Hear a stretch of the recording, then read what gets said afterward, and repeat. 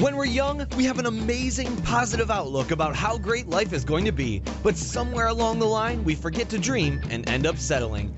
Join Up Dots features amazing people who refuse to give up and chose to go after their dreams. This is your blueprint for greatness. So here's your host, live from the back of his garden in the UK, David Ralph. Yes, hello there world. How are we? Are we rocking and rolling and looking forward to another amazing episode of Join Up Dots? Well, I'm certainly looking forward to one because I've got a lady on the other end of the line who's just about 5 minutes ago, her world went into spiral. She had no control of her machine and her PC started beeping and whooping and doing all sort of crazy things. So hopefully we will get through the entire show without R2-D2 sort of fighting back and screaming at her as it was doing earlier. She is a lady who has been showing the businesses of the world how to get unstuck and prosper in a turbulent world. Since being nominated by the US Small Business Administration for Outstanding Achievement, she was in a perfect position to deliver to the world the book Putting Together the Entrepreneurial Puzzle, the 10 pieces every business needs to succeed. As she says, I like putting things together, figuring things out. For me, it's the puzzle aspect that I enjoy most about business. But her own life has been a bit of a puzzle too, and isn't that what makes her life after all? Originally, she entered business as the manager of a family-owned scuba diving shop in Oregon. She was 23 and had no business training in any shape or form. You might say she was wet to business, or you might say she was out of her depth. You see what I did there? That was good. And added to the mix, the issues that come when raising children, going through a divorce and struggling for money, she had one thing that pulled her through, and that was her determination to make her life a success. So roll on 30 years, and with awards, a successful business, and a history of helping others do the same, what are the talents that she has which she feels are lacking across the globe? And how did she keep going on in the dark nights when everything seemed to be going in the wrong direction? Well, let's find out as we bring onto the show to start joining up the dots, the one and only Mary Marshall. How are you, Mary? I am terrific. Thank you, David, and thanks for having me. It's lovely to have you on, and it's nice and quiet at the moment. There's no beeps, there's no whoops, there's no squawks. It all got a bit frantic a little while ago, didn't it? It was a bit frantic, and that usually is not how I start these, so I'm very happy to say that I think we're going to have a great conversation today without my computer doing its weird thing. It is funny, though, with computers that they always do the weird thing when you least expect them to do the weird thing. I've been sat here for sort of like 30 minutes preparing for a show, everything calm, and then suddenly it starts updating or going into Microsoft weirdness or whatever it does, and yeah, my whole life sort of spirals out of control. Why doesn't it ever do it sort of during the night? Why is it always? And I'll tell you what else it does, Mary. I don't know if you find this when you're working late at night and you're really tired and you want to turn your computer off because you go to bed and you go and shut it down, and then it starts doing 800 million updates and you've got to sit up for 4 hours waiting for it to finish. Do you ever have that? Oh, I've had that more times than I care to count, and it's like, shut off, go away. Yeah, and it won't. Don't know why it does that. It doesn't. But your life has been well. I'll be honest. Once I started stalking you and looking into your life, which I have been doing over the last few days. It's okay, now that we've established you're a stalker, that's good. Absolutely, it's one of my talents. I'm a virtual stalker. You've had no idea I was behind that bin and behind that tree all the time. You've got sort of different levels, haven't you, where many people would get to a certain level that you did and change direction or stay. But it seems to me, and we are going to touch on this, when things got more difficult, that was when Mary Marshall really flexed her muscles and started sort of gunning for success. Did you feel like that at stages in your life, when it really did get tough, you actually found more about yourself at those times than any other?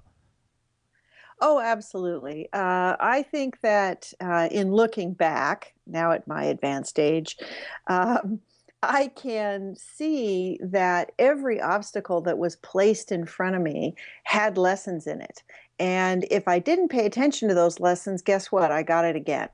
And so what I tried to do probably about 10, 15 years ago was really pay attention to those, saying, okay, so what did I miss? What am I supposed to get here? and then persevere. I mean, one of my strengths is perseverance.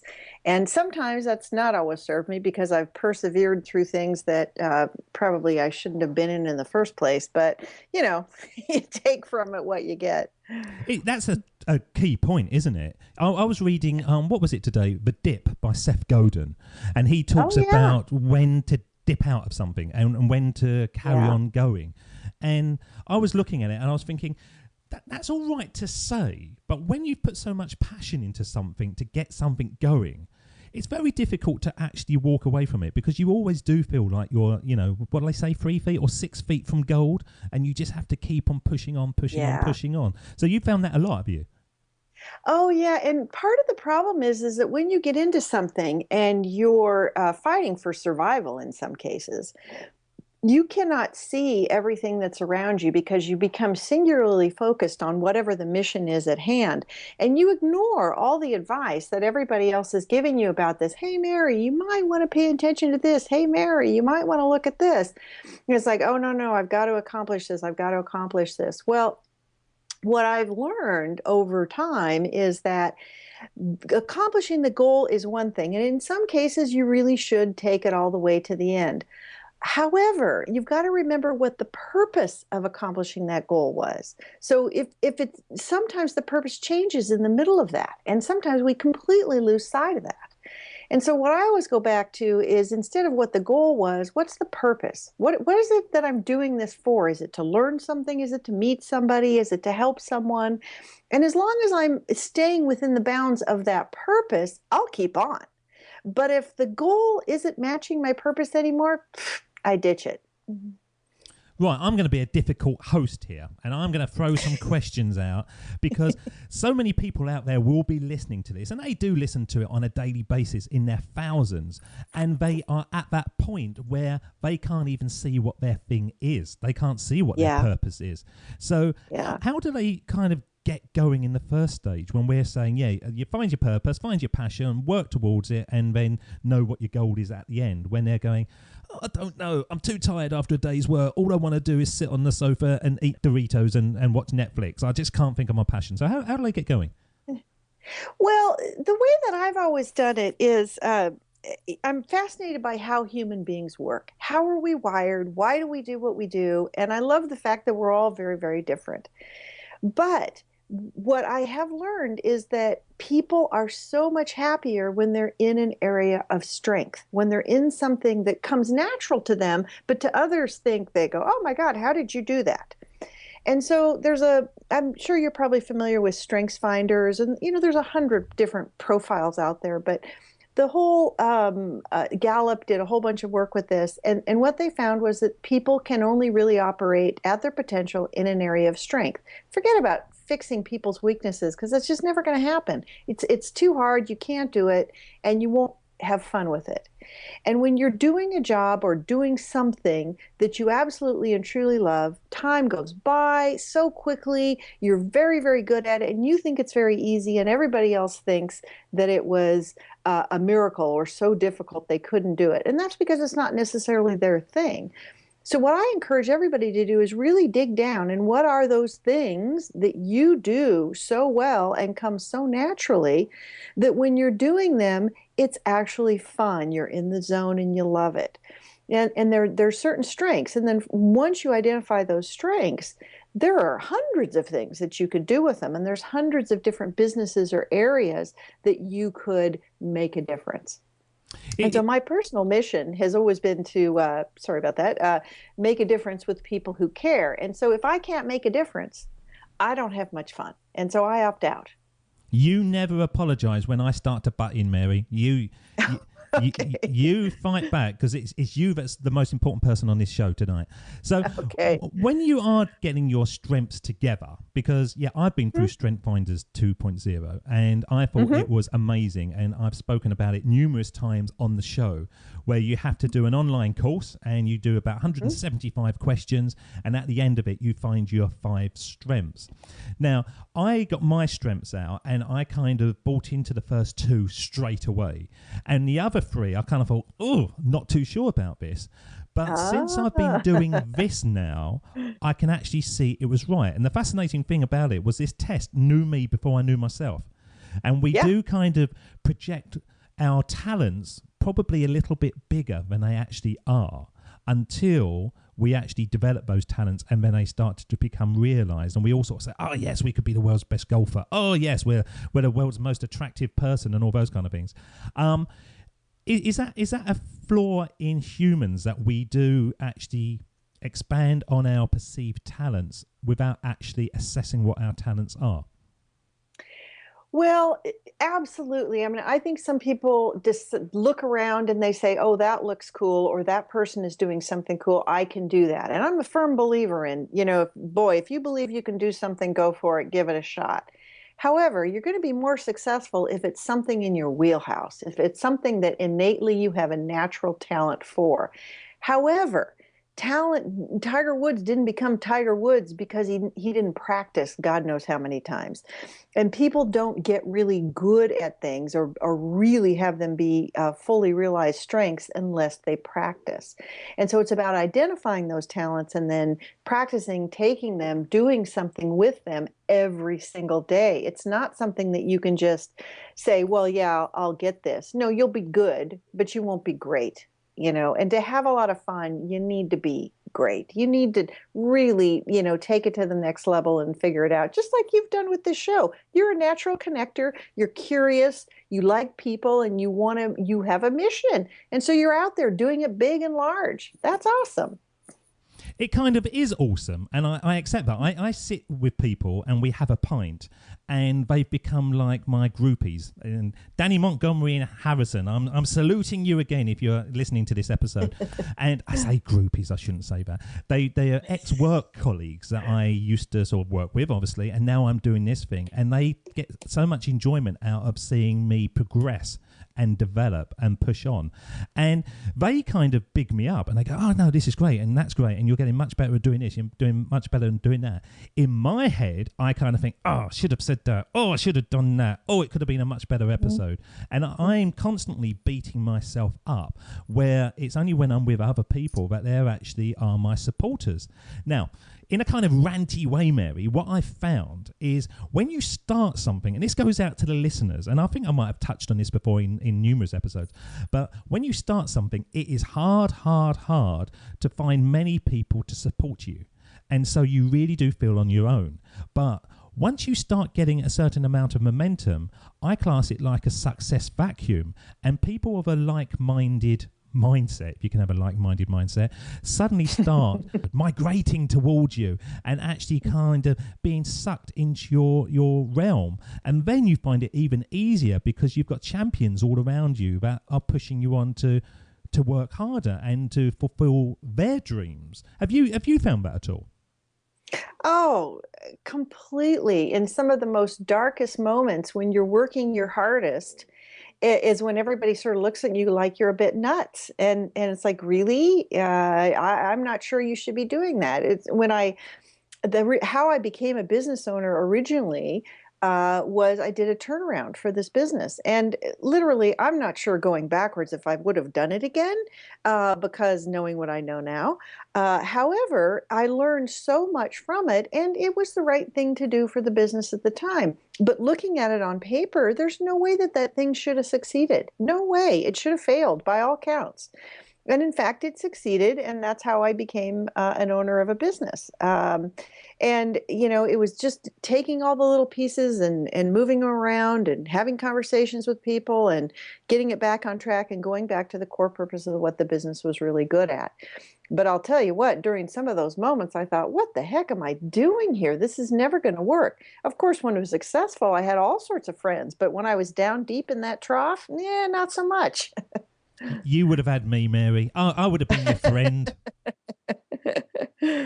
Yeah, and it's, and just like with writing the book, I started this book, probably 7 or 8 years ago, when I was working with CEOs and coaching them, and just, I'm so fascinated by business, and I love to find out how each of them works and what each strengths people brought to the table and how they got it started, because every story is unique and different, and they're all just amazing. And so, but I found that there were common themes that they were missing, the places that they got hooked up or the constraints that they had when they were running their businesses. And so I put together the book, not as a sit down, read the whole darn thing at once, but 10 chapters of different things that people were missing. And so you can take one chapter, you can read 3 chapters, whatever. But these are sort of the 10 things that I found myself repeating over and over and over again. And I thought, this should be in a book because nobody's going to read all the books they have on their bookshelf. I'm, a definite sinner of that. I have lots of books and I've skimmed most of them, read a lot of them. But this was to be an easy plane ride book or, a few chapters, just when you got stuck, because these are all smart people. They know what they're doing. And, they don't need to read a giant tome on something. They need some practical hints to get moving. And so that's sort of how that came through. But I put the thing on the shelf for 5 years because I just wasn't getting any traction. I kind of got stuck at chapter 7. And then a couple of years ago, I dusted it back off and found that most of it was still relevant. Put it back together and then really got serious about it. And suddenly all these people to help me with it sort of showed up, which was amazing. Why didn't you just stop at 7 chapters then? Why did you have to keep them going? Well, because I'm a bit of a perfectionist, and the very last chapter is exit strategy, and so it's a very thoughtful, purposeful book. And if I would have stopped at seven, you wouldn't have strategy and operations, finance, and exit strategy, and those are kind of key to a business. Did you, when you were putting the book together, did you kind of look at anything? And I imagine that you wrote it and then you went over it and you sort of reviewed it. Was there any parts of that you kind of thought, actually, I'm not sure that I'm very good at this myself? Well, so in going back through a few chapters, I went, wow, did I really write this? This sounds really good, and I was like sort of patting myself on the back. And then I got to a chapter, I think it was chapter 4, and I went, you know what, this whole thing stinks. I need to start from square one because this is not going to work. No one's going to read this. So I had to go back, do a little more research, rewrite it. And fortunately, I had a fabulous editor who very much helped me out with what was really good and what was really not good. It's difficult, that, isn't it? Because I do a daily show, and so I know that every single show I do, I want it to be the best it possibly can. But on the other side, I think, well, if it isn't quite as good, then you've always got the next show coming along. But when you write a book and it's up on the bookshelf, that is there forever, isn't it? That's if that's not as good as you can possibly do at that time, you've let yourself down. Yes. Yeah. And that's where we went through several, it took probably 6 or 8 months in the edit process, just because it has my name on it. And I wanted to be really sure that that's exactly what I wanted it to say. Right. Let's take you back in time, because this is what we do in Join Up Dots. And when you were, I'm going to go back even further. When you was 23, you jumped into the scuba diving company. But even further back, you got a degree in psychology. And was that something that you were just interested in and you thought, I need a degree, what is going to be the easiest thing to do? Or was that part of a strategic plan for later on? Well, let's just be clear that nothing about my life has been very strategic. It's been, here's what happened, and I sort of took it and made something with it. I actually was an exchange student in high school. I was gone for a year in Costa Rica when I was 15 years old. And I was fascinated by languages and travel, and I decided I was going to be an ambassador. And so when I went to college, I was majoring in international affairs. So for 2 years, I took all these really fascinating classes and some very boring classes on international politics and law. And then just as a whim, I took a psychology class my junior year, and I had also done an overseas program in college of psychology, and I was like, oh my God, I was meant to do this stuff. I love this stuff. This is amazing. And I come from a very large Catholic family where we have all sorts of drama. So, clearly I decided that I had a lot of background in this stuff. So I switched my major, and my junior year had to work my tail off to get through. And so I ended up getting the degree in psychology with a minor in international affairs.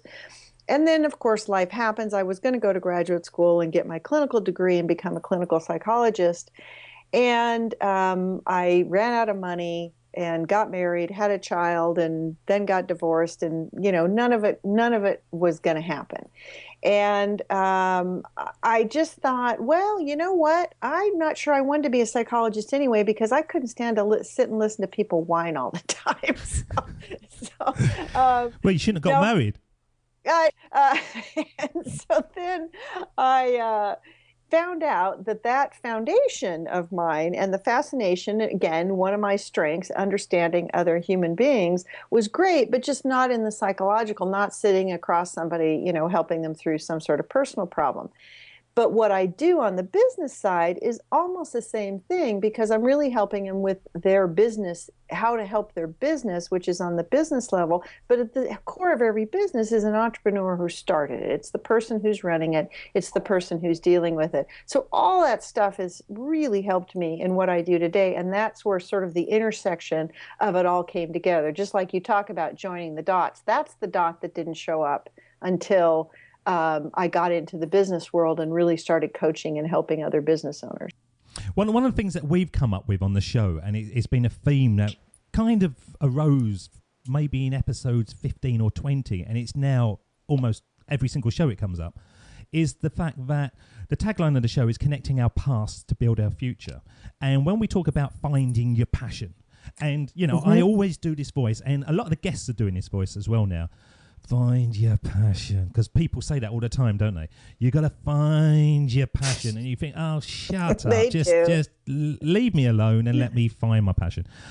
Or the world's worst, when you find it, you will know, and you just don't ever find it until it suddenly hits you in the face, and you think, oh, they were right. They were absolutely right. It's absolutely true. Right. So when you're sort of sitting there and you're thinking to yourself, what is my passion? If you go back and look at the things that you liked as a child, sometimes a very young child, and they were the things that you would have done for free and you just loved because they are your natural things, because, hey, you're a child and you just do what you like. They are actually the things that you should be focusing in on when you are looking for your passion. And if you are a youngster and you loved dancing and movement, then you shouldn't be in an office sitting at a desk every day. You should be doing stuff that is free and sort of liberating. And if you were somebody that liked building things and using Lego bricks and all that kind of stuff, once again, you need to sort of construct. So with you, I think the psychology bit, I reckon we could trace it back quite far to your interest in people, but also your sort of analytical puzzle self. Were you somebody that as a small child loved a jigsaw puzzle and sort of Lego bricks and all those kind of things? Oh, totally. I made, Lego cities. And back then, I'll date myself here, Legos were square. People were square. We didn't have all the little fancy ones, but I made cities out of those Legos. And you could do all sorts of things. And I was the oldest girl of a very large family. And so, by 5, 6, 7, I was doing a lot of stuff, as a lot of people were, to take care of everybody. And so to get the younger kids to do what they were supposed to do, I had to use a lot of psychology. It wasn't just do it or I'm going to smack you around. Because that really wasn't too great. But it was, how can I get them to do this other stuff so I don't actually have to do it? And how can I convince them and all this kind of stuff? So I ended up using a ton of it. And what I found was I love to organize things. So organizing my brothers and sisters, organizing the, chores, or organizing things at school. And I would just sort of naturally got into the place. Oh, okay, well, this is what we need to get done. Okay, great. Well, here's how we're going to do it. And I would never call that leadership. I would call it organizing and putting the puzzle together. Because to me, everything's just a big puzzle, and you just have to figure out where the edges are and then sort of work your way inside. How long have you realized that your true passion has always been with you? Or is it something that only recently or within the last sort of 10, 15 years that you kind of think, oh, yeah, I actually remember I've always done this and I've always loved it? I don't think I really became aware of it until probably about 15 years ago, maybe 20 years ago, in my 30s or so. Because I think that in your late teens and 20s, when you're supposed to be deciding what you're going to be when you grow up or what you're going to do, I think you're too full of yourself to even know that. And I think in my case, I lacked confidence. And so I wasn't sure, and I didn't have any good role models to tell me yes or no. And so I was making a lot of the stuff up. And let's just be clear, at age 20 or something, you make a lot of stuff up about yourself, which may or may not be true. And so I think, you have to have a little bit of reality check. You have to skin your knees a few times, and you have to kind of run into a few brick walls, because it's not until you run into those that you really find out what you're made of and how you're going to get around that wall, because we all get around it differently. Some people never get around it. But, if you're really going to find out what you're made of, I don't think you're ever going to get there if everything is just handed to you, or is like I used to call them, the lucky genes factor, where, we've got parents who have got a ton of money and a ton of resources and connections, and everything's sort of just handed to you. I don't know that those people ever actually figure out what they're made of or what their real passion is, because nothing's ever very hard for them. Because I think over my life, I've always known what my passion was, but I didn't realize I could build it into an income. And I think now it's very easy to say to people, find your passion, but actually then monetizing it, that's a different ball game, and that's the sort of the real joining of the dots, the nuts and bolts. And it's only now, in all my life, I pretty much have been able to stand in front of someone and kind of go, you should be able to do this, why not do that, and I could see them getting really sort of worked up. And the amount of times I would have conversations with people and I would go, look, you're better than this here, you don't need to do this. I'll tell you a story, Mary, and I've never told this on any show, and it's just popped into my head, but many years ago I used to run induction courses for a big bank up in the city of London. And so all the newbies would come in, and for the first 3 days they would be with me. And funnily enough, later on in my business life I did the same kind of thing, but this was when I was about 22, something like that. And I used to teach them the nuts and bolts of working in this office, and then I would throw them out and they would be realised members of staff, and they would just sort of slip into their role and away they go. And I started to get a bit kind of jaded by this, and so I started to get a bit passionate about thinking it's my job to inspire them to greatness. It's not my job to actually just show them what to do in this office. So there was this one course that I had 13 new starters on a Monday morning, and the first 2 hours I was saying to them, look, this is a good place to work, but it's not brilliant. But what you will get is, an understanding of business. You get to understand how to work on a 9 to 5, blah, blah, blah. You can do this. But then maybe a year's time, or even 6 months' time, go out, get your CV, your resume done, and you can go on to greatness. And I was really getting passionate. Whoa, brilliant. And they all went off to lunch. And when I came back, only one person turned up. And every single person quit the job. They only started that morning, and I couldn't understand what had happened until I was in a bar about 6 weeks later, and I met one of them, and I said, what happened? It's like the Bermuda Triangle. You just went off and I never saw you again. And they said, you so inspired us to greatness, we realized that we could do better. And they all went out and, like kind of a sacrifice, they just quit and they went off. And I've never told that, and I won't say the name of the company in case they can get me. But I realise I've always had that ability to sort of inspire passion in people. And it's only now. Oh boy, did you I can ever! sort of bring it out and put it into the world, put it into a microphone and blast it to the world, and see if I can get people resigning from companies all over the world. That's not a good thing, not a good thing at all. But yeah, it's the finding your passion is easy, but it's actually monetizing it, which is difficult. What I'm going to do, I'm going to play some words of somebody who's quite famous, and I've started throwing these into the show, and it's all about taking a risk and finding the thing that you love. And it's quite obvious, Mary Marshall, that you love what you're doing at the moment. So I'll be interested to see what you think about these words. This is Jim Carrey. My father could have been a great comedian, but he didn't believe that that was possible for him.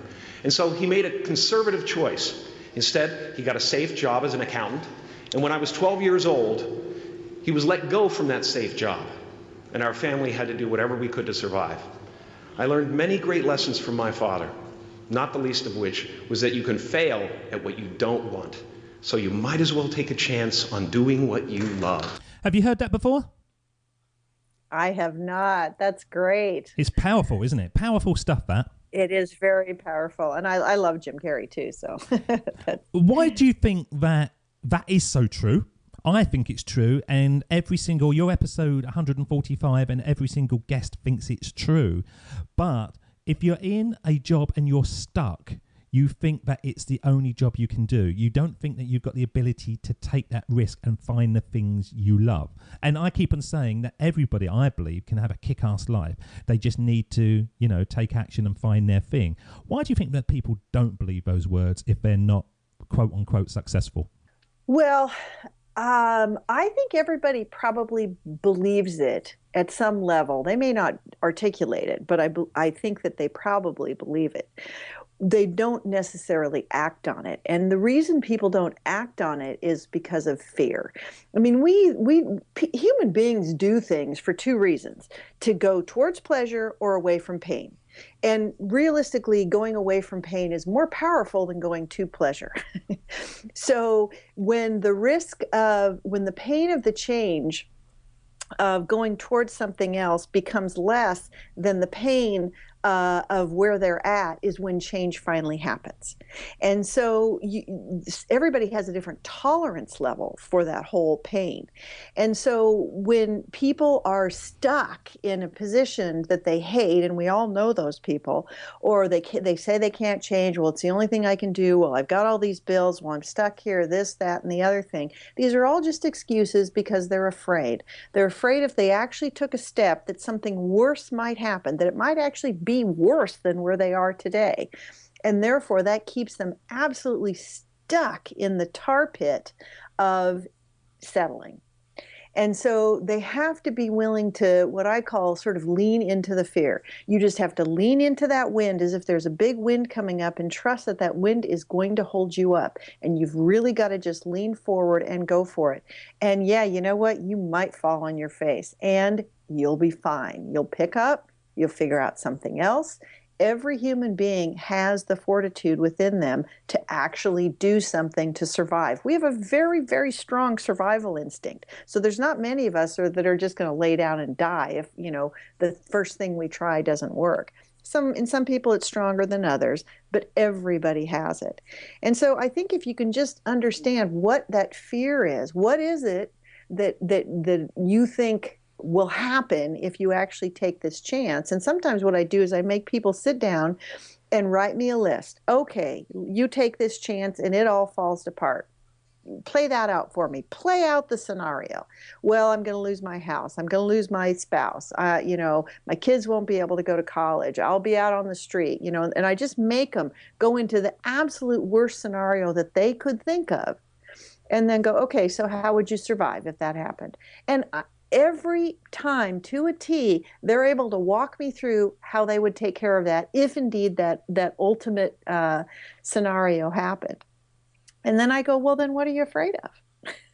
It's quite simple, isn't it, really, when you say it like that? Yeah. And it's just about playing it all out, because fear of the unknown is worse than fear of the known. So if you play it out, now you know what it's going to be. I saw this thing on Facebook today, and it was from Bruce Lee, and I'd never heard it before, and I've got it in front of me because it's on my screensaver now, and I thought this was quite amazing. And Bruce Lee said, I don't know if I should do a Bruce Lee accent. I'm going to try. If you always put limits on what you can do, physical, no, I'll do another one. If you always put, no, that's Mexican. I'm just going to say it. If you always put limits on what you can do, physical or anything else, it'll spread over into the rest of your life. It will spread into your work, into your morality, into your entire being. There are no limits. There are plateaus. But you must not stay there. You must go beyond them. If it kills you, it kills you. A man must constantly exceed his level. And I saw that today, Mary, and I thought, blimey, that's strong as well, because we do, don't we? We get into our comfort levels and we go, yes, this is where I feel good. This is what I want to do. And the worst case is when you get paid quite well for being in that comfort level, and you just start going, and I've did this for years, just going through the motions, and I just went to work and I came home and I went to work, and there was nothing inspiring, there was nothing bad, there was nothing good, but just years went into other years. Now I'm doing this, I overcome challenges every single day, and I'm terrified every single day that I'm doing this. I kind of think, is it going to grow? Is it going to dry up? Is the guest going to hate me? Blah blah blah, all those kind of things. Are the listeners going to hate me? And I find that invigorating now, but I didn't at that time. So I'm actually sort of trying to break those limits that we set on ourselves. You don't seem to have limits. Looking at what do you have limits that you set, or are you somebody that can just overcome fear? No, I have lived a lot. I've made a lot of fear-based choices. And those are the ones I wish I would have made a different choice. But I learned a lot of things through all of those. And so I have tons of fear, but at this point in my life, I'm actually really happy. I'm happy with, what's going on in all aspects of my life. And what I know about myself that I didn't know back then is that I thrive on change. Some people have called me a change agent. So when I get into a situation, once I've gone in, sort of fixed it up, moved people along, and there's nothing new to sort of look at, or there's nothing new to do, oh my God, I am bored. I can't handle it, and that's when I go into this, and I start complaining and all this stuff, and I'm like, oh, okay, time to move on. So I know that I have a limited span of anything that I'm doing, which is why if you look back on my career, I changed a lot. Every 3 or 4 years, I was sort of doing a different thing, usually in the same vein. But just because I got bored and, not because I couldn't handle it. Now I look back and understand that that's simply how I'm wired. Whereas for a lot of time I thought, oh, what's wrong with you that you can't stick with anything? That's terrible. But it's the curiosity in me. I'm very curious about how all things work. And, we only have a limited amount of time here on Earth. And, I want to figure it all out. So that kind of ties into you saying that you had no strategy. The fact that you're able to go with the flow, that brings in opportunities which people that are structured and are focused on goals miss out on. Yes. And and there's a place for those structured people. It goes back to their strengths. Being really structured, although I can certainly put together the biggest structure plan and fill in all the details for you, and I will get it started, I would not be the one to maintain it. That would drive me incredibly crazy. And there are wonderful people whose strength set is to do exactly that, and they would be in their zone. And so that's what I really like, is figuring out who is good where. Here's what needs to be done to achieve whatever we're going to achieve. Here's the different people with the different strengths to go in there and do it.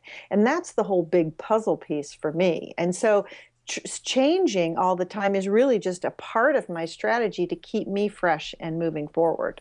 Well, when you see somebody that is unable to move forward, do you find it difficult to express what they need to do because you operate in a different way? You're more free-flowing. Is it harder for you to say, this is what you should do, if it's not actually what you would do, but it's right for them? Well, what happens to me is in coaching. So there's a difference between consulting and coaching. Consulting, you just tell somebody what to do. Here's your plan. You get paid for that, and they either do it or they don't do it. Coaching, which is where I prefer to be, is getting somebody to solve their own problem. So the only way I can get them to solve their problem is for them to solve it. And that's through asking questions. So I just have to keep sort of like leading that horse to water and hoping that I've made the water so compelling and that they're so thirsty that they're going to take a drink. And it's really getting them to create their own path to get there. And, every now and again, giving them a swift kick in the rear to, get their face in the water and take a chance on it. But it has to be their way. I mean, a lot of these businesses got started not how I would start them, but how these people have started them. And I have to get them to solve their own problems in that exact same way, too, because my strategy won't work for them, because they'll go, oh, well, that wouldn't work for me. That's just you. That's how you do it. And they're right to some degree, because that's how I would do something, not necessarily how they would do it. But when do you know that? When, you're doing psychology, then you decide you don't like psychology, so you go into business, and then you decide you don't like that, and then you move into something else. How do you know that you're on the right path and you're not just going round in circles constantly? Well, mine all connect. So mine all connect. Every opportunity or everything that I was doing presented yet another opportunity that was connected and bigger and greater and more fun and, you know, had a little bit more for me.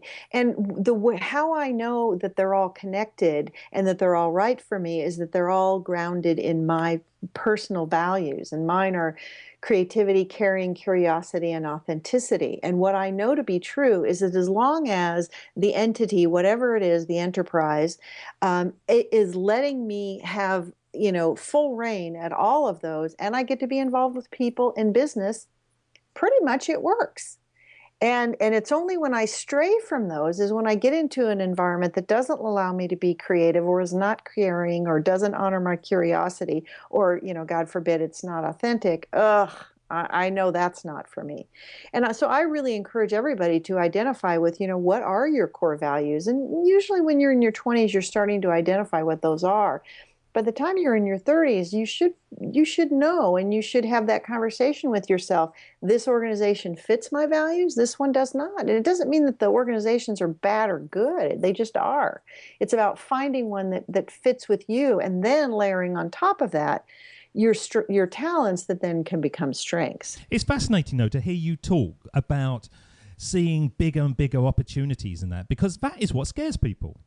Am I able to step up to the bat? Am I going to be able to succeed in this environment? Is this going to be too big for me? And you're constantly doing that. So does the first step lead to the second step and the third step to the fourth step? Is that how you do it? Yes. And what happened, I think and I've been scared too, because what happens is if you make too big of a leap from where you are to one that is beyond your current skill set or strength set, you will fail. And in that failure, you'll learn a lot about yourself, what you're made of, and why that didn't work. And that's the step from, say, 1 to 4, and you missed 2 and 3. So you got to go back. It's like the sorry game when you get the card, go back because you landed on the wrong step, because there's something that you didn't learn along the way. And so for me, it's all just like schooling. It's all just an adventure.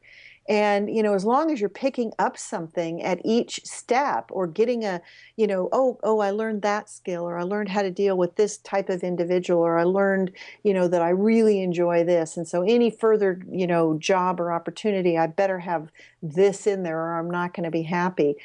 As you build up, by the time you get into your 40s and 50s, all sorts of opportunities will be in front of you, and you'll know which ones are the ones that are going to really make your soul sing. No experience is wasted.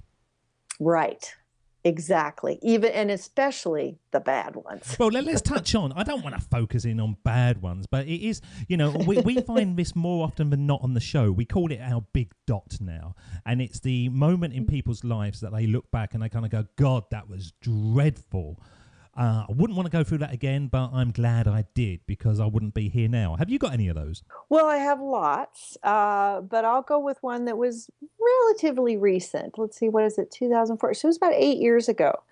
And this is I'm going to connect it here for you, but I was getting something down out of the garage and fell off of a ladder onto a concrete floor. And I broke all sorts of bones in my body. Was in the trauma center for 3 weeks, and then recovery center, and in a wheelchair for, I think, 4 or 5 months, facilitated meetings and did coaching from a wheelchair. And it took a full year or so to recover, many, many surgeries later. And I was really at the peak of my career when I was a Vistage Cope. I was #1 in the nation. I was, really on top of it. I was working with 50 CEOs at the time. I'd won all these awards, and I fell off a ladder. And I'm like, really? Really? Just when I get here? Seriously? And what it was for me is that I was doing way too much. I was so overcommitted to so many people, and I was every new little thing was fascinating. Oh, sure, I can do that. Oh, sure, I can do that. Well, yeah, you can do it, but should you do it? And so it was a giant smack in the face of, hey, slow down.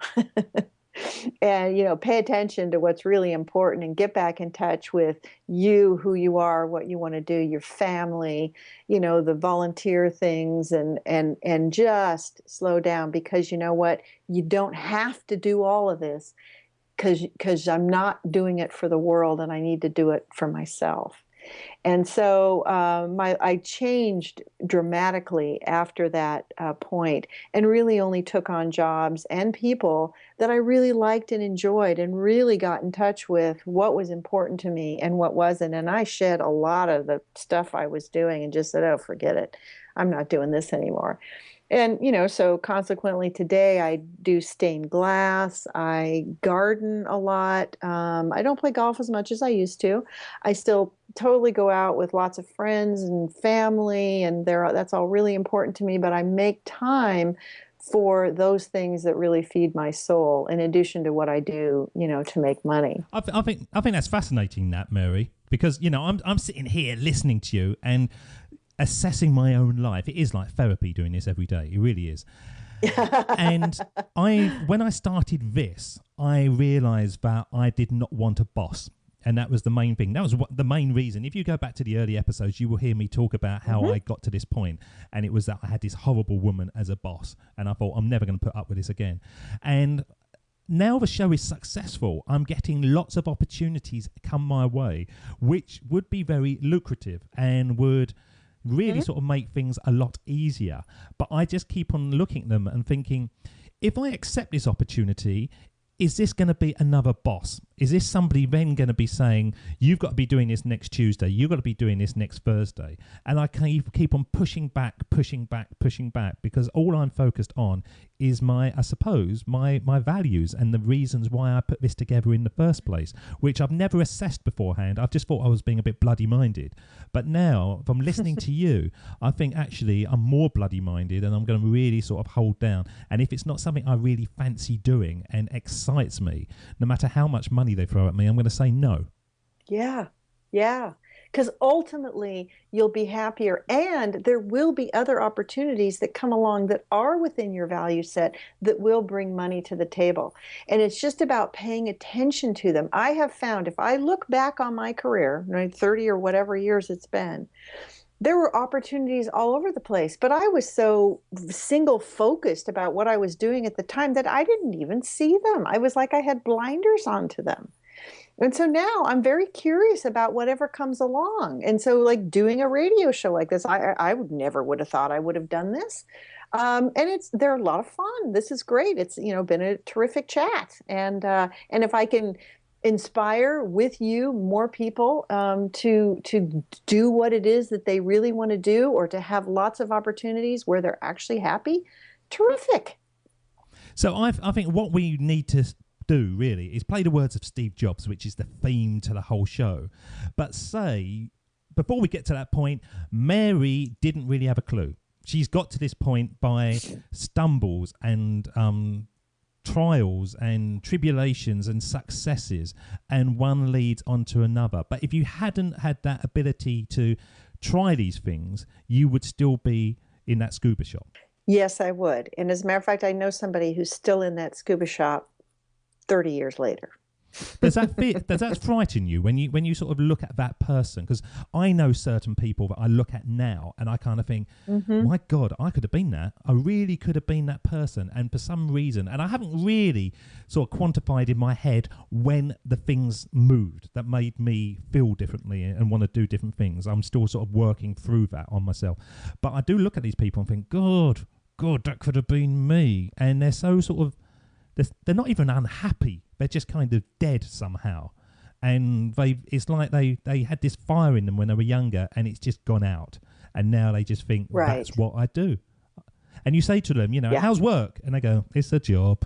And you think, please be passionate. Please love doing that. And so do you look at Scuba Woman or Scuba Man and think, God, I could have been that? Well, I know I never would have been, because I don't have the patience. I know that about myself, and I probably knew that about myself then. However, when I look at them, I just feel bad. I feel sorry that they have not had the courage to take a leap and to take a chance and to go for it and to do something different, because I just think it's sad. I think I feel really bad when people aren't able to fulfill their humanness, who they are. And be really clear. Some people could have the same job for 40 years and be happy about it. Okay, that's fulfilling your dream, but the majority of them don't. And so those are the ones I really feel bad for. Yeah. If you're in a job and you love it and you've got a great boss and the hours are good, yes, just love it. Just do your thing. But if you're not, and that you're the listeners that I'm talking to, if you're in there and you think, oh, how many hours till I can go home, or 3 days to the weekend, and then as soon as Sunday evening hits, you think, oh my God, it's Monday to get again. Just do something. And even if it's not right straight away, you at least would have made motions, and you will realize that you've left a job and you've got another job. And then you can start sort of planning. I think that's the main thing. The first step's the scary one. And once you realize that actually I'm paying my bills, and then you can start working on different things and seeing where you can go. Yeah, and just, getting in touch with that entrepreneurial spirit, if that's what you have in you, and deciding that you're a terrible employee, which I kind of decided I probably was. Now, if I had the right boss, I wouldn't be a terrible employee, and I've had some really good bosses over time, and I've had some really bad ones too. But ultimately, I get bored and I need change, and, I'm probably a pain in the ass as an employee. So who would want me anyways? So it's a whole lot more fun, just doing my own thing. And then guess what? I have one person to be responsible to if I'm not happy, and that's me. Absolutely. Let's play the words of Steve Jobs, because I want to know your feelings about these words, because they are the theme of the show. This is Steve Jobs. Of course, it was impossible to connect the dots looking forward when I was in college. But it was very, very clear looking backwards 10 years later. Again, you can't connect the dots looking forward. You can only connect them looking backwards. So you have to trust that the dots will somehow connect in your future. You have to trust in something, your gut, destiny, life, karma, whatever. Because believing that the dots will connect down the road will give you the confidence to follow your heart, even when it leads you off the well-worn path.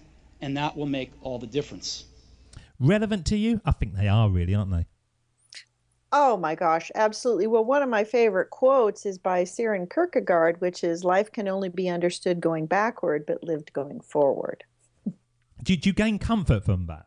Yes, absolutely, because everything does make sense when you're looking back at it, but you don't know that going forward. You don't, purposely say, oh, well, this dot's going to connect to this dot. And sometimes we don't even know how they're going to connect. But that's so true, completely true. Because the thing that I've got from these shows, Mary, and I don't think I had it at the beginning, or maybe it was in me but didn't really come to fruition, or it wasn't in my mind, is dream big and then dream bigger.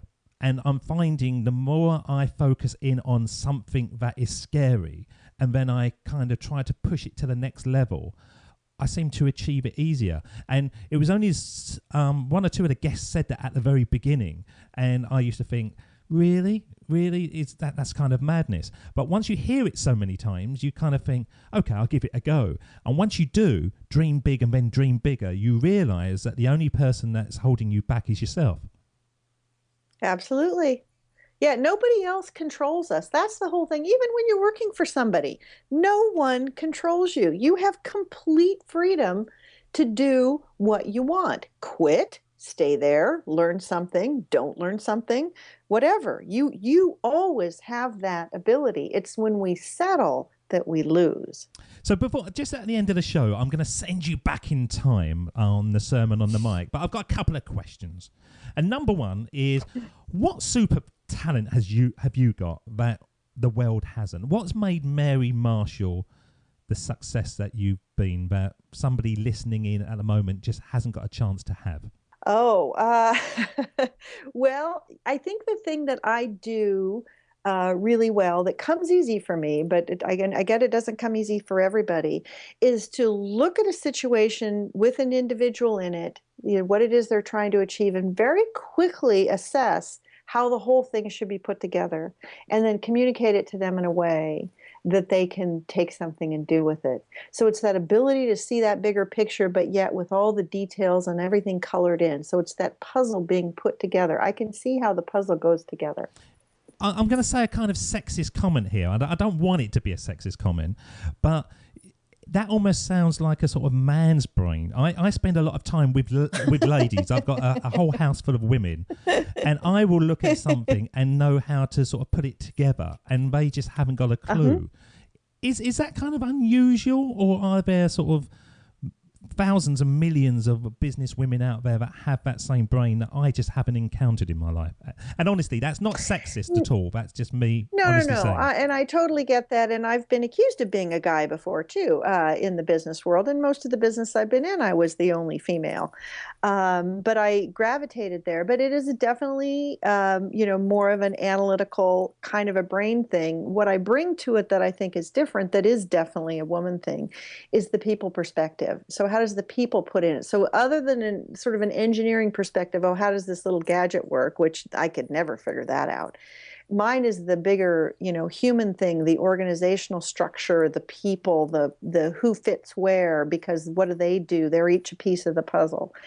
And so, I've met some women that do that, but I don't think that's a sexist comment at all. It's probably an accurate comment. Last question, Ben. Do you think all our listeners out there can have a kick-ass life if they want it?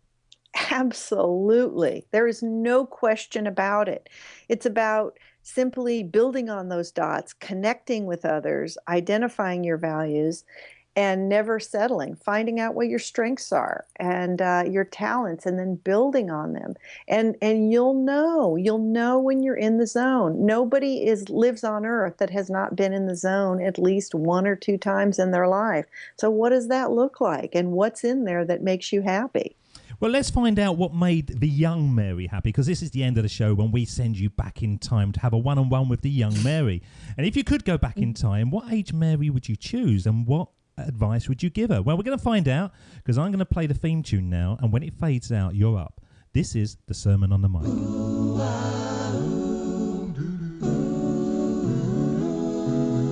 Here we go with the best bit of the show, the Sermon on the Mic, the Sermon on the Mic.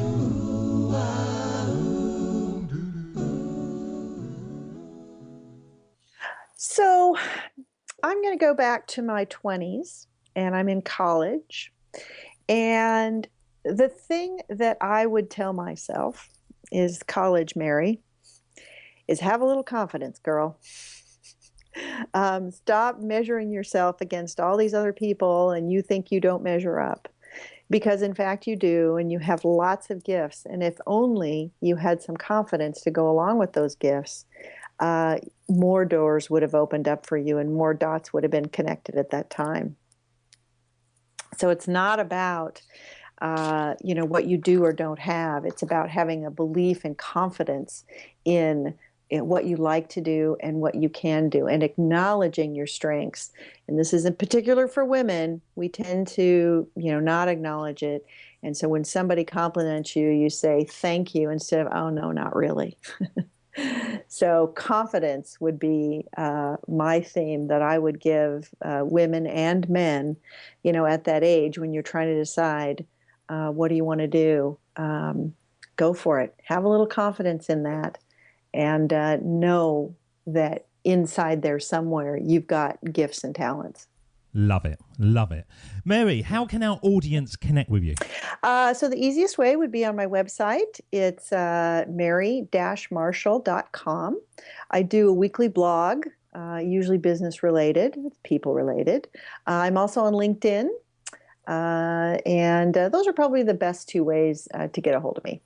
We will have all those links on the show notes. Mary Marshall, thank you so much for spending time with us today, joining up those dots. And please come back again when you have more dots to join up, because I do believe that by joining up the dots and connecting our pasts is the best way to build our futures. Mary Marshall, thank you so much. Thank you, David. It's been a real pleasure, and thank you to the audience. And I hope that they all do connect their dots, because I know amazing things will happen when they do. David doesn't want you to become a faded version of the brilliant self you were once to become. So he's put together an amazing guide for you called the 8 Pieces of Advice That Every Successful Entrepreneur Practices, including the 2 that changed his life.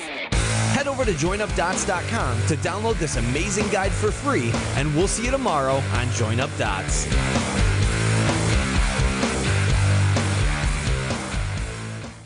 You thought you got rid of me. Now, I'm just going to ask you a favour. Anyone out there who's enjoyed the show and has enjoyed all the shows, could you go over to iTunes and leave a review? The more reviews I get, the better the show will perform, and then it's a win-win. You'll be getting me every single day for the rest of your life. Don't know if that's a good thing or a bad thing, but yeah, iTunes, David Ralph, Join Up Dots, and I love you so much. I'll even come round and walk your dog. Thanks very much. Bye-bye.